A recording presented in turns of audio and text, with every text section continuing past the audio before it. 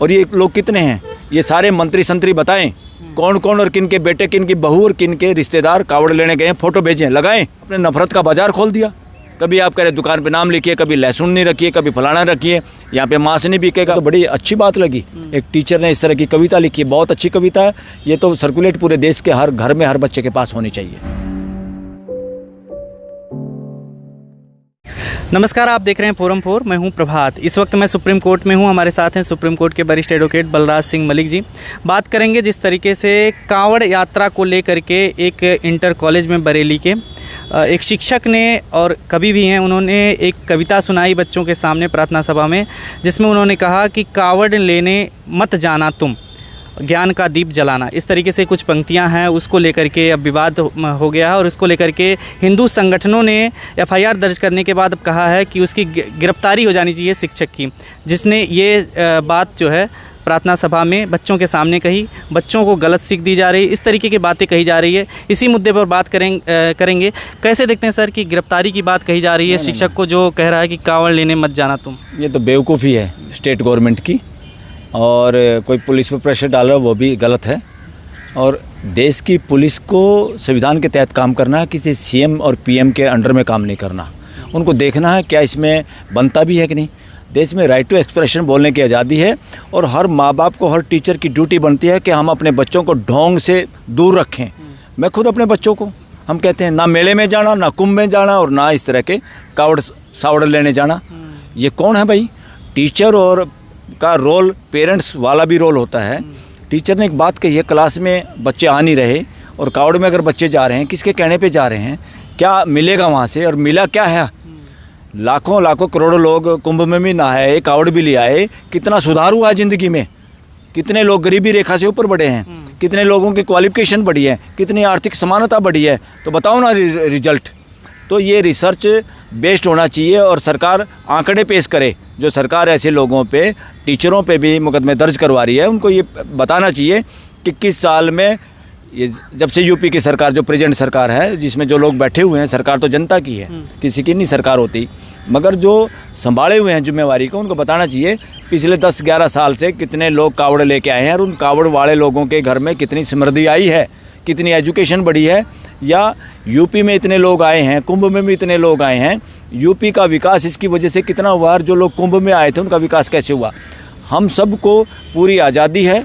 ढोंग के खिलाफ अगर कोई आस्था के नाम पर देश को दास्ता में डालना चाहता है, बेवकूफ़ बनाना चाहता है, ये वर्णवादियों का धंधा है, व्यापार है, जो भी है। जिनको आप धार्मिक ठिकाने, धार्मिक स्थान कहते हो, मैं उनको ये कहता हूँ सांप्रदायिक स्थान है, वो पूरी मानवता पे लागू नहीं होते। पूरी मानव जाति उनको मानती नहीं, इसलिए पूरी मानव जाति एक ही चीज़ को मान सकती है, यूनिवर्सल लॉ को।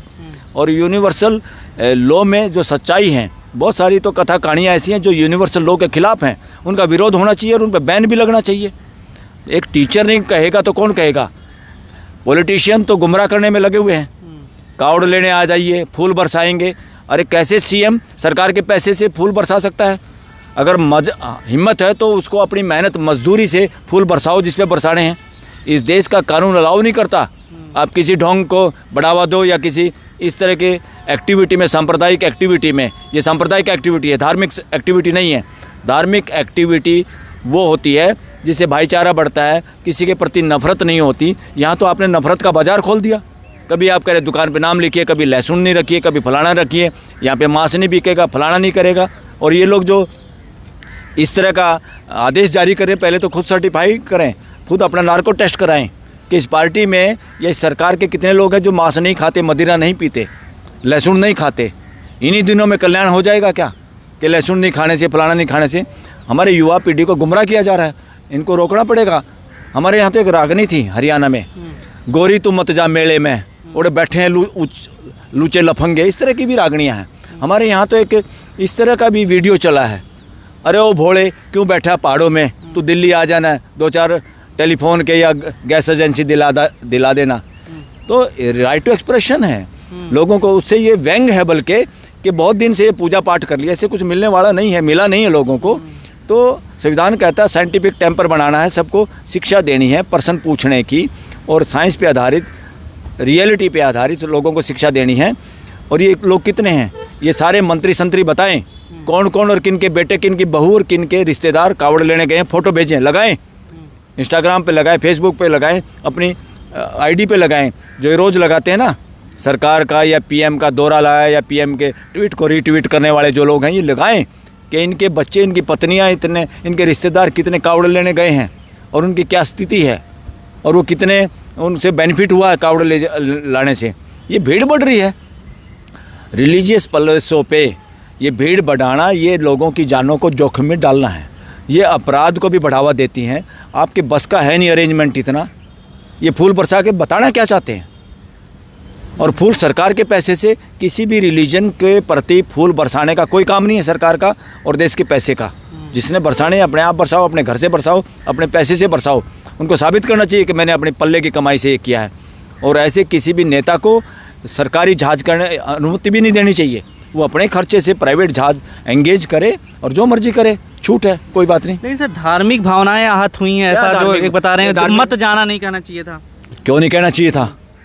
हम कह रहे हैं, मैं पूरे देश के युवा साथियों को कह रहा हूँ कि ये बच्चे हमारे तो हैं, 140-45 करोड़। ये खाली इसके लिए नहीं है कि ये कोई हिंदुओं से रिलेटेड है कावड़ यात्रा। हम चाहे वो मुसलमान हो, चाहे वो ईसाई हो, चाहे कोई सिख हो, कोई भी रिलीजियस ऐसा कार्यक्रम जहाँ पे हम कंट्रोल नहीं कर सकते, जहाँ पे भीड़ इकट्ठा करना वैसे गलत है। कितनी भगदड़ मच के इस देश के लोग मारे गए हैं, अलग अलग जगह पे भी मारे गए हैं। वो केवल ये नहीं है कि हिंदुओं वाले में मारे गए हैं, हर जगह। It is dangerous to the life of the people. हमारे सिटीजन की जान बहुत महत्वपूर्ण है। और हमारे यहाँ बच्चे इस तरह की उद्दंडता का व्यवहार करें कि गाड़ियों के शीशे तोड़ें, ये बर्दाश्त से बाहर हैं। और आप फूल बरसा के इसको मोटिवेट करना चाह रहे हैं, इस चीज़ को मोटिवेट करना चाह रहे हैं। कौन है इसके पीछे? इसके पीछे देश का संविधान नहीं है, इसके पीछे बदनीयती है, इसके पीछे वर्णवादी मानसिकता का व्यापार है, धंधा है, और कुछ नहीं है। ये धार्मिक काम नहीं है। इस तरह के कोई भी कर्मकांड कोई धार्मिक नहीं है। ये लोगों में इस तरह के कर्मकांड उन ताकतों द्वारा, उन मानसिकताओं द्वारा फैलाए जाते हैं जिनसे इनका डायरेक्ट मॉनेटरी पैसे का बेनिफिट होता है, जिनसे उनका धंधा चलता है। इसलिए ये व्यापार में तो आदमी कोई सामान देता है, कम तोल देता है, झूठ बोल देता है, मिलावट कर देता है, मगर टोटली, बल्कि पैसे के बदले में कुछ नहीं मिलता। इस तरह के अंधविश्वास में इवन मूर्खता ही मिलती है, मानसिक गुलामी मिलती है। और दिमाग ऐसे कर दिए कि हमारे को ये युवाओं एक और भटक जाते हैं। लोगों को एक महसूस होता है कि भोलेनाथ करेंगे सारा कुछ, भोले के भरोसे रहेंगे। तो जो नेचर का नियम है, मानव का जीने का जो तरीका है कि भाई आदमी को नेचर में जो भी लो है, नेचर में कोई ऐसी गुप्त ताकत ही नहीं है जो किसी को फ़ायदा पहुंचाती है, दूसरों को नुकसान पहुंचाती है, किसी पे वो रजू होती है, बाकी से नाराज़ होती है। ऐसा कोई प्रोविज़न ही नहीं है। ये अपने आप में इस तरह की बातें कि जो उसकी भक्ति करेंगे या उसका पानी लेकर कहीं चढ़ा देंगे, उसी को बेनिफिट मिलेगा, बाकी को नहीं मिलेगा। ये गलत फहमियाँ जो हमारे युवा पीढ़ी के दिमाग में जो डाली जा रही हैं, ये बहुत ख़तरनाक है। ये संविधान के खिलाफ है। जो लोग इस तरह की मानसिकता, मानसिक गुलामी भरने में लगे हुए हैं, और हमारे युवा या हमारी पीढ़ी के लोग भी जो बूढ़े हो जाते हैं मगर वो मानसिक गुलामी नहीं हटती, और वो जिंदा आदमियों की कदर करने के बजाय मूर्तियों के झांसे में फंसे रहते हैं। तो ये मानसिक गुलामी संविधान के, हमारे इवन डायरेक्टिव प्रिंसिपल्स और संविधान के मूल सिद्धांतों के खिलाफ है कि बच्चों को, देश के नागरिकों को आस्था के नाम पे ढोंग में डालना, अंधविश्वास में डालना और उनको मानसिक गुलाम बनाना। उनको सही बताओ, सही बताने की हिम्मत है क्या? और मैं तो एक और कह रहा हूँ, समाज कह रहा है, पूछो आप लोगों से, सर्वे करो। जो लोग अपने आप को कहते हैं, कोई कह रहे हैं पता नहीं क्या बड़े बड़े महामंडलेश्वर, कोई कह रहे शंकराचार्य है। अब अरे भाई समाज क्या कह रहा है? सर्वे करो समाज में। अरे लोग यहाँ तक कह रहे हैं से शंकराचार्य का मतलब क्या हो रहा है? लोग यहाँ तक मतलब निकाल रहे हैं। शंकराचार्य का मतलब शंका आचार्य, शंका और बढ़ाने वाले आचार्य, जिसके पास जवाब नहीं प्रश्नों का। ये हिंदू धर्म का वो नहीं है, हिंदू धर्म का इससे कोई लेना देना नहीं है। ये प्योर एंड प्योर सांप्रदायिक और वर्णवादी मानसिकता का धंधा है। वो इस धंधे को चलाने के लिए सरकार तक में भी उन लोगों की पकड़ हो गई है, और सरकार में ऐसी मानसिकता के लोग भरे पड़े हैं, और वो इस देश को हिंदू मुसलमान या उस पर करने। और ये खाली यहाँ नहीं कावड़ के लिए, ये गीत लिखना पड़ेगा। ये गीत सब पे लागू होता है, हिंदू हो, मुसलमान हो, क्रिश्चियन हो, पारसी हो, यहूदी हो, कोई भी रिलीजन देश और समाज को और देश के लोगों को और दुनिया के लोगों को मूर्ख नहीं बना सकते। ये मूर्ख बनाने का समय अब ख़त्म हो चुका है, इनको समझ में आनी चाहिए। सर एक चीज़ देखा है कि स्कूल बंद हो रहे हैं यूपी में, उसी यूपी में जहाँ पे इस तरीके से एक्सप्रेशन बहुत को लेकर बहादुरी के का काम किया है। लिखने और बोलने को लेकर के FIR दर्ज कर दी जाती है। प्रोफेसर अली खान का मामला हो चाहे ये हो, तो स्कूल बंद हो रहे हैं, वहीं पर नशे के लिए जो है शराब की दुकानों को बढ़ावा मिल रहा है। तो क्या सरकार की मंशा शिक्षा को लेकर के क्या अब नहीं रह गई है? बिल्कुल, मैंने किसी का सुना कमेंट कोई व्हाट्सएप पे या पता नहीं कहाँ यूट्यूब पे आया हुआ था, और बिल्कुल सच्ची है कि किलोमीटर पे दारू का ठेका मिल जाता है और स्कूल 10 किलोमीटर तक मिल नहीं रहा। स्कूल बंद किए जा रहे हैं। सरकारी स्कूल क्यों किए जा रहे हैं? इन्होंने स्कूल का भी धंधा बना दिया। Education is a duty of the state. हर माँ बाप की, समाज की, देश की ड्यूटी है अपने हर नागरिक को निःशुल्क और कम से कम खर्चे पे एजुकेशन मुहैया कराना।